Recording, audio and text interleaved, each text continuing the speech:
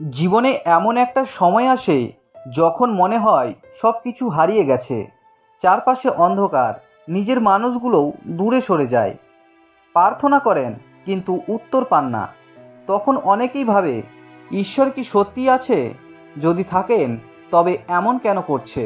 বন্ধুরা, আজ আমি আপনাদের শোনাবো এমন এক ব্যক্তির গল্প যার জীবন বদলে দিয়েছিল ঈশ্বরের এক কঠিন পরীক্ষা। আর সেই গল্পের ভেতরে আপনি খুঁজে পাবেন ঈশ্বর আসলে আপনাকেও পরীক্ষা নিচ্ছেন কিনা। তো বন্ধুরা, ভিডিওটি অনেক গুরুত্বপূর্ণ এবং প্রাসঙ্গিক হতে চলেছে, তাই ভিডিওটি মনোযোগ সহকারে দেখবেন, অর্ধ অসম্পূর্ণ রেখে ভুল করবেন না। তো চলুন বন্ধুরা, শুরু করা যাক আজকের অধ্যায়। বন্ধুরা, এক গ্রামে থাকতো রঘু নামে এক গরিব কৃষক। দিনরাত খেটে সে নিজের পরিবার চালাতো। কিন্তু রঘুর একটা বড় বিশ্বাস ছিল, ঈশ্বর কখনো ভুল করে না, সব কিছুই তার ইচ্ছাই হয়। সে রোজ সকালে উঠে ভগবান শিবের কাছে প্রার্থনা করত এবং বলতো, হে ভোলেনাথ, তুমি যেমন ঠিক মনে করো আমার জীবনে তেমনই করো। কিন্তু একদিন সব বদলে গেল। এক রাতে হঠাৎ করে একটা ভয়ঙ্কর ঝড় এসে রঘুর সমস্ত জমি ধ্বংস করে দিল। ফসল নেই, খাবার নেই। কয়েকদিনের মধ্যেই তার ছেলেও জ্বরে পড়ে গেল। রঘুর চোখে জল চলে আসে, কিন্তু সে তখনও বলল, হে ভোলেনাথ, এটা যদি তোমার পরীক্ষা হয় আমি পাশ করব। কিন্তু এটা তো শুরু ছিল মাত্র। পরের সপ্তাহে তার গরুটাও মারা গেল, যা দিয়ে সে দুধ বিক্রি করে সংসার চালাতো। এবার রঘুর স্ত্রী তাকে প্রশ্ন করল, তোমার ঈশ্বর কোথায় রঘু? যাকে তুমি রোজ ডাকো সে কি কানে শুনতে পায় না? রঘু চুপ করে থাকলো। গভীর রাতে চুপি চুপি শিবলিঙ্গের সামনে গিয়ে সে কাঁদতে লাগলো। কিন্তু সে বলল না তুমি নেই, বরং বলল, হে প্রভু, তুমি যদি মনে করো আমি দুর্বল তবে তুমি আমাকে শক্তি দাও, কিন্তু আমি বিশ্বাস হারাবো না।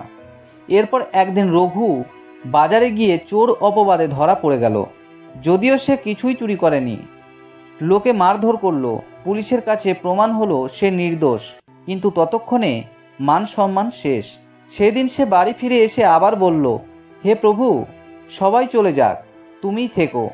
আমি জানি তুমি আমার সঙ্গেই আছো, শুধু আজ নয়, সব সময়।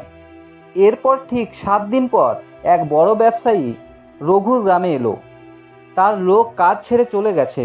সে খুঁজছিল বিশ্বস্ত একজন লোককে। রঘুকে দেখে সে বলল, তুমি কি আমার সঙ্গে কাজ করবে? রঘু রাজি হয়ে গেল। কিছুদিনের মধ্যেই তার সততা ও পরিশ্রমে সে হয়ে উঠল ব্যবসায়ী ডান হাত।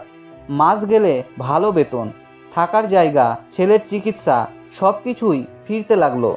যে রঘু একদিন ভাত জোগাড় করতে পারত না, সে একদিন নিজেই নিজের গ্রামে ফিরে এসে স্কুল তৈরি করলো। ঈশ্বর তাকে শুধু ফিরিয়ে দেননি, তাকে আরও বড় করে ফিরিয়ে দিয়েছিলেন। বন্ধুরা, অনেক সময় আমাদের মনে হয় সব শেষ হয়ে গেছে, কিন্তু আসলে সেটা শেষ নয়, ঈশ্বরের পরীক্ষা শুরু। এই পরীক্ষাগুলো হয় আপনার বিশ্বাস, ধৈর্য এবং ঈশ্বরের প্রতি নির্ভরতা যাচাই করার জন্য। বন্ধুরা, গীতার 2 নম্বর অধ্যায়ে 14 নম্বর শ্লোকে বলা আছে, মাত্রা স্পর্শাস্তু কোন্তেয় শীতোষ্ণ সুখ দুঃখদা আগমাপাইন নিত্যস্তাং স্থিতিক্স ভারত। অর্থাৎ সুখ দুঃখ, গরম ঠান্ডা সবই আসবে যাবে, কিন্তু তুমি ধৈর্য ধরো, স্থির থেকো। এটাও এক রকমের পরীক্ষা। তাহলে বন্ধুরা, কিভাবে বুঝবেন ঈশ্বর আপনার পরীক্ষা নিচ্ছেন? চলুন এক এক করে জেনে নিই। যখন আপনার সব দিক বন্ধ হয়ে যায়, শুধু ঈশ্বরের নামটাই থাকে, তখন বুঝবেন ঈশ্বর আপনার পরীক্ষা নিচ্ছে। যখন বারবার আপনি ব্যর্থ হন কিন্তু আপনি তবুও সৎ থাকেন, তখন বুঝবেন। যখন সবাই আপনাকে ছেড়ে যায় কিন্তু আপনি ঈশ্বরের উপর নির্ভর করেন, তখন বুঝবেন। যখন প্রার্থনার উত্তর দেরিতে আসে কিন্তু আপনি বিশ্বাস ছাড়েন না, তখন বুঝবেন। যখন আপনি নিজের অহংকার ভেঙে ফেলেন, তখন ঈশ্বর পরীক্ষা নিয়ে আপনাকে তৈরি করছেন আরও বড় কিছু করার জন্য। বন্ধু, মনে রেখো, ঈশ্বর কখনো কাউকে বিনা পরীক্ষায় বড় করেন না। তিনি আপনাকে তৈরি করছেন যাতে আপনি জীবনের যুদ্ধ জয় করতে পারেন। রঘুর মতো আপনি যদি বিশ্বাস রাখেন, তাহলে আপনিও একদিন ঈশ্বরের পুরস্কার পাবেন। আকাশ অন্ধকার হলে বোঝা যায় আলো আসছে। তাই যদি জীবন কঠিন হয়, বুঝে নেবেন ঈশ্বর আপনার পাশে রয়েছেন, শুধু দেখছেন আপনি তার উপরে কতটা ভরসা রাখেন।